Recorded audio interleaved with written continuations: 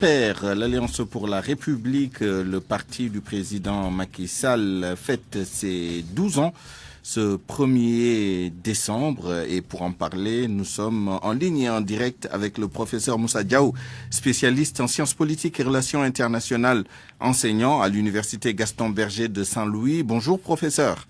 Bonjour. Nous sommes également avec Bakary Domingo Mané, notre confrère, journaliste, analyste politique. Bonjour Bakary. Bonjour Suleiman. Alors, d'abord, professeur Moussa Diaw, 12 ans, si on fait un parallèle avec la vie humaine, c'est l'âge de l'adolescence. L'APR, qui est né en 2008, en 1er décembre, a connu une enfance heureuse, puisqu'elle a conquis le pouvoir suprême et a acquis la majorité à l'Assemblée nationale avec ses partenaires. Mais une enfance plutôt turbulente. Quelles sont les leçons que vous tirez de l'expérience unique de ce parti avec tout ce qu'on sait sur justement son parcours ces 12 dernières années? Oui, on peut dire que c'est un parti relativement jeune qui est arrivé au pouvoir dans un contexte particulier, ce qui explique ces difficultés, à d'abord à construire un parti présidentiel autour d'un certain nombre d'enjeux et de relever les défis. Et ce qui explique cette jeunesse explique justement des problèmes auxquels il a été confronté, des problèmes de structuration, de problèmes de démocratisation, et cela il le partage avec les autres formations politiques. Tous ces partis-là qui s'identifient aux leaders ont des difficultés. Là, particulièrement pour l'APR, un problème de structuration parce que le président de la République, qui est chef de parti et président de la République, ça pose problème. Il joue donc sur deux registres différents, et c'est la raison pour laquelle d'ailleurs certains avaient exigé une réforme pour que le président de la République s'occupe tout simplement de ses charges présidentielles et de ne pas s'occuper de partis politiques. Et donc ce qui explique les difficultés de leadership, parce qu'il n'y a pas de numéro 2, et les difficultés à l'intérieur du parti, notamment des rapports de force de compétition entre les deux politiques, s'expliquent par le fait qu'il n'y a pas cette structuration, cette responsabilisation au niveau des départements, au niveau national, ce qui aurait donné à ce parti-là une certaine assise, une certaine représentativité et l'identification des responsables. Ça éviterait des conflits entre leaders, des conflits de positionnement qui ternissent justement l'image de ce parti qui est au pouvoir. Très bien. Et c'est ça justement qui est problématique pour ce parti-là qui est arrivé très jeune au pouvoir. Merci professeur. Bakary Domingo Mané, malgré tous les problèmes soulevés par le professeur Moussa Diaw, notamment l'absence d'une structuration exceptionnellement bien faite, malgré le fait que le président de la République, qui a fort à faire avec ses fonctions, reste le secrétaire général du parti, malgré les soubresauts qu'on connaît, l'APR a quand même conquis le pouvoir, continue de fonctionner bon an, mal an. Quelle est selon vous la recette du succès de ce parti? Oui, pour moi, la recette du succès de ce parti réside dans la chance qu'il a eue, disons, à briguer le suffrage des Sénégalais 4 ans après sa naissance. Vraiment, je pense que c'est inédit, si je m'abuse. Et ça, puisqu'il n'avait pas, l'APR n'avait pas assez d'expérience dans l'opposition, il se retrouve, disons, au pouvoir et en train de gérer en second ou bien en deuxième mandat. Donc tout cela fait que quelque part, les problèmes seront plus ou moins dissimulés, même s'il y en a, puisque à bord il y a le chef d'État, mais qui en même temps, n'est-ce pas, le responsable, n'est-ce pas, de l'affaire. Donc pour moi, je pense que c'est à ce niveau-là qu'il faut présenter les choses. Mais maintenant, ce qui est sûr et certain, je pense que le président Macky Sall, secrétaire général, n'est-ce pas, de l'APR, est conscient des faiblesses de ce parti. Ce parti est faible, faiblesses dans lesquelles, voilà, qui sont dissimulées à travers des alliances, à travers, n'est-ce pas, des coalitions.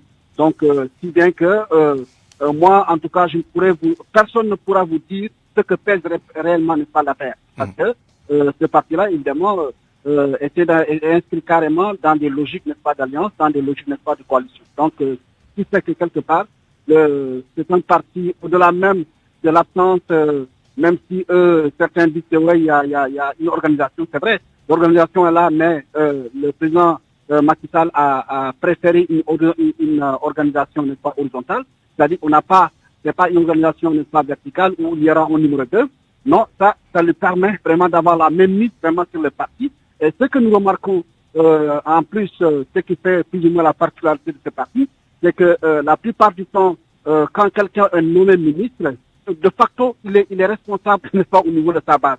Ce n'est pas un congrès, ce n'est pas, disons, un congrès, n'est-ce pas, qui décide vraiment de la posture des uns et des autres, du statut des uns et des autres. Donc, si bien que, actuellement, le parti est entre les mains, n'est-ce pas, de Macky Sall. Tant qu'il a le pouvoir, il pourra gérer. Mais le jour où... Justement, cette question, je voudrais la poser au professeur Moussa Diaw parce qu'il ne nous reste que 3 minutes, 1 minute 30 pour chacun d'entre vous. Pour le passé et pour le présent, même si tout n'a pas été dit, on a une vision relativement claire. Qu'en est-il de l'avenir? Comment voyez-vous l'APR au-delà de 2024 si l'APR n'est plus au pouvoir, est-ce que ce parti survivra justement à cette situation d'après vous? À mon avis, ce parti a un avenir incertain parce que tout est focalisé sur son leader, donc le président de la République, qui est en même temps chef de parti. Et comme le disait tout à l'heure Bakary, c'est une organisation horizontale. Mais le problème de ces partis-là, qui arrivent au pouvoir sans préparation, sans réelle organisation du point de vue structurel, auront des difficultés, hein, parce que c'est l'image du chef de l'État. Une fois qu'il quitte le pouvoir, eh ben ces partis vont s'effondrer, risquent de disparaître du paysage politique, pour la simple raison qu'on n'a pas responsabiliser, comme je disais tout à l'heure, les leaders qui sont des cadres. Malheureusement, le président de la République ne veut pas de concurrents, ne veut pas numéro 1 ou numéro 2, et pourtant ça c'est indispensable. C'est indispensable puisque ça permet d'avoir une vision claire de ce parti, de sa structuration, et aussi pour les militants, ils ont besoin de savoir dans les départements qui est le numéro 1, qui est le numéro 2, et cela permet de se fixer. Mais cela n'existe pas. Si vous faites comparativement donc à d'autres partis comme le PDS, vous savez, il y a des responsables au niveau des départements, il n'y a pas de guerre des chefs au niveau des départements. Et toute la bataille qu'il y a eu de positionnement qui ont un peu freiné la bonne marche du parti résulte de cette situation-là. Je pense qu'il y a nécessité de réorganiser si le président veut que ce parti survive au lendemain de son départ de la présidence, c'est d'organiser, de structurer le parti de manière à responsabiliser les leaders et éviter les guerres des chefs et les guerres de positionnement qu'on a observé dans ce paysage-là. Merci professeur. Le dernier tour de parole à Bakary Domingo Mané, toujours sur ce thème-là de l'avenir de l'APR. L'APR en est arrivé là, il y a certainement une certaine forme d'habileté politique derrière, de stratégie. Est-ce que vous voyez, vous anticipez les prochains coups? Est-ce que d'ici à la prochaine élection présidentielle, par exemple, vous anticipez que le président va quand même restructurer ou mieux organiser son parti pour assurer sa viabilité? Oui, certainement. Je pense qu'il a tout intérêt à le faire parce que ces partis, son destin est lié à celui de son pouvoir. Donc, imaginez en 2024 que, disons, l'APR ne soit plus au pouvoir. Vraiment, ça va être ça va être la débandade. Parce que, évidemment, le travail n'a pas été fait à la base.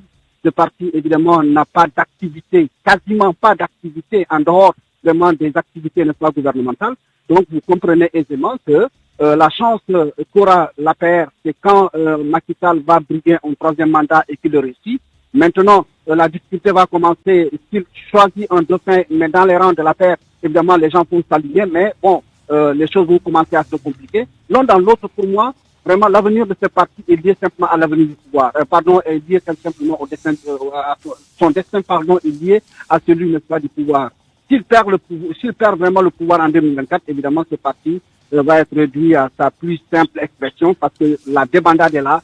Les gens sont dans les rangs parce que simplement le président de la République, qui est le secrétaire général de l'APR, a le pouvoir de nomination. Ça, tout le monde le sait. Le jour où il n'aura pas vraiment ce levier, c'est terminé. Évidemment, ça serait la débandade parce que ce parti n'a pas eu d'expérience comme le PDS, comme l'AFP, comme d'autres partis. Donc, il va falloir en ce moment recommencer à zéro parce que c'est ce que je vois au-delà de 2024. Si vraiment Macky Sall ne venait pas à prendre le pouvoir encore pour un troisième mandat, évidemment, cet avenir-là est vraiment c'est un avenir sombre, quoi. Merci beaucoup. Merci à vous, Bakary Domingo Mané, journaliste, analyste politique, et au professeur Moussa Diaw, spécialiste en sciences politiques et relations internationales, enseignant à l'université Gaston Berger de Saint-Louis. C'est la fin de cette édition du Grand Journal à 12h47. Je vous remercie de l'avoir suivi. Merci à toute l'équipe qui l'a réalisé et qui m'a permis de vous la présenter. El Hadj Ndiogou Diène à la coordination, Abdoulaye Diop à la mise en onde, Yacine Pouy a assuré la digitalisation de cette édition, à la production Alioune Ba et Ibundour, Papa Mardiao à la régie d'antenne. À 13h, le journal en Wolof avec Pape Ngagne Ndiaye. Tout de suite, Allo Présidence, il me reste à vous souhaiter une excellente suite des programmes sur Radio Futur Média. Le bon appétit et une très bonne après-midi.